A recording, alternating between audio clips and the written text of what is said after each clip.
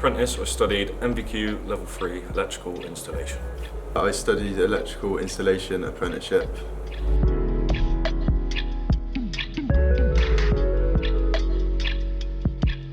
So I originally had a job just as an employee, I guess, and I wanted a bit more. I wanted to have a qualification under me, so if anything went wrong, fall back on it. The other reason really is I wanted to be paid while I was learning. And me personally, university sounded great, but it was very daunting at the same time. For me personally, I never really enjoyed school, so I wanted to just get out and start working. I thought the best thing to do is to get work and get paid. So yeah, that's why I pushed for an apprenticeship.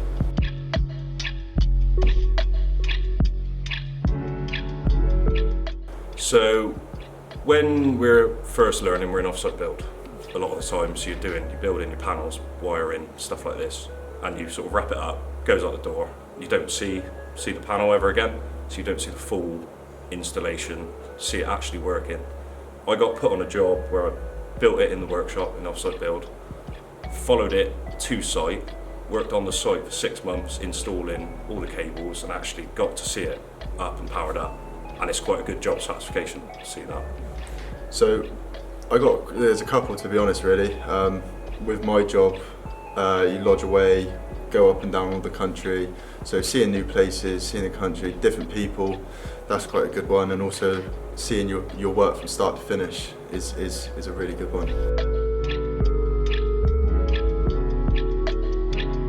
I think not just tool-based, skill-based, I think mentally, dealing with people, dealing with clients, dealing with issues that when you're on site on your own, you have to do it, and sometimes being under pressure is not for everyone, but it's very satisfying at the end when you look at something and you think it's daunting, how am I going to do that, and you get to the end of it and you go, do you know what, I did it.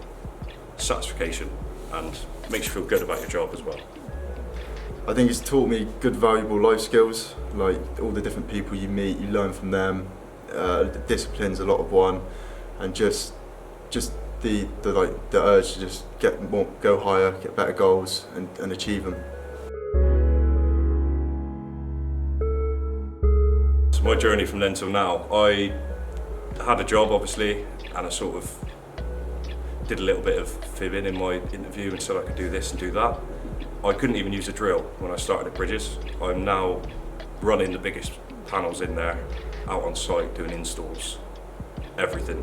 And when I first started, I was looking at some people thinking, how am I ever going to get to that position? And now I'm there.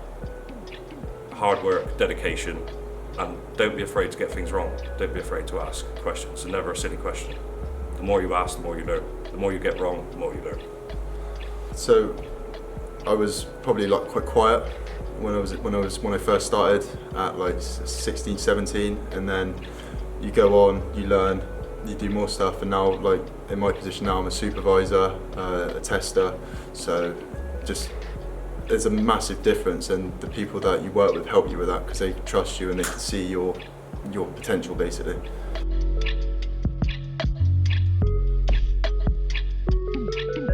I would say the first question I'd ask is what is your goals and aspirations? Then I can sort of tailor it to that. If not, I would sort of say, don't be afraid of the unknown.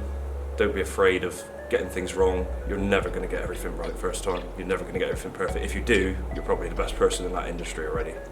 Everyone who's been there, top to bottom, has been through the same issues, the same problems. Everyone can help each other.